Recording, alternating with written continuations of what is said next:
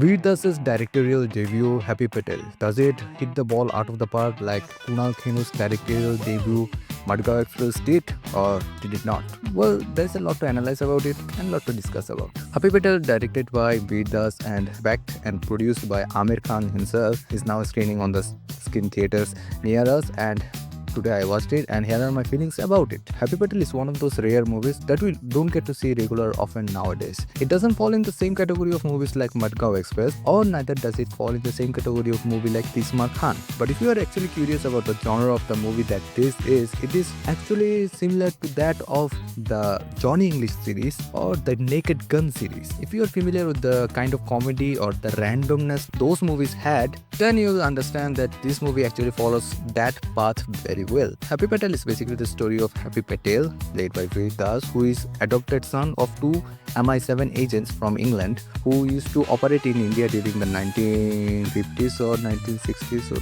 Sorry, I'm mistaking in the timeline. They adopted Happy Patel from India and raised him in England. And as fate has it, he attempted for MI7 examination 7 times and failed in all of the 7 attempts. Still, the hunger of being an MI7 agent or an agent in general keeps burning in him. Now, as fate has it, he does get the opportunity to act as an agent or come of use as an agent to his agency, and he gets the opportunity to visit India in the process. Now, does he actually manages to pull the mission off, or does he fumble, or does random things keeps happening with him is the main storyline of Happy Patel. Now, as I said, this movie follows the path that Naked Gun or movies like Johnny English did. So even though he did everything right or even though he did everything wrong, random things keeps happening to him. So he is an Englishman, right? His pronunciation of Hindi is not going to be good, especially if he just learned to speak in Hindi. So for example, he pronounces Tum as Tom.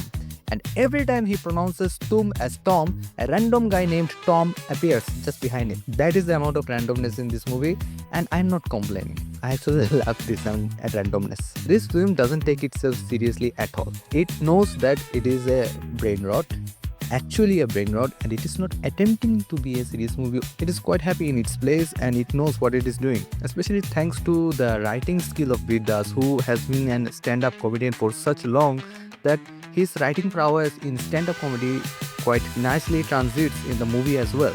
But there are some things that needs to be talked about. Not every decision or character arc makes sense in this movie. Like why Mithila Parker, despite being such an horrendous dancer, is so in love with dancing is not much explained. Or why, spoiler alert, but why Mona Singh, whose father was killed by the MI7 agents that are the father of Veer Das, is after Veer Das after so many years, despite not caring about her father in the first place. Her father is Amir Khan, by the way, and the sequence where he dies in front of his kids are actually hilarious. So yeah, there are a lot of things that can be called as a plot hole in this so-called brain rot movie, but given how the movie is made, how unserious it is, and how the gags continue, it mainly thrives in all those awkward situations, in those awkward pauses and situational comedies. It also has jingoism and physical comedy in it, but the moment that it mostly shines are the absurd characterizations of the characters and mainly the awkward humors.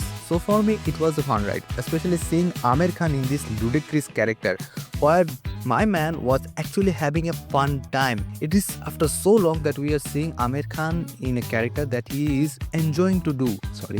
That he is enjoying himself in. And truth be told, I want to see Amir Khan in more movies like this, in more bizarre character like this, where he is not in his PK zone anymore, where he is not bound to constrict himself, and he explores and expresses more, however ludicrous that might seem. So yeah, this movie is not perfect. This movie is not one of the best comedy movies that has come in recent years, but compared to the talk shit of 400 crore horror comedy that we got recently, or the adult comedies, the sex comedies that we keep seeing every year one after another, this movie is much better, a fresh breather.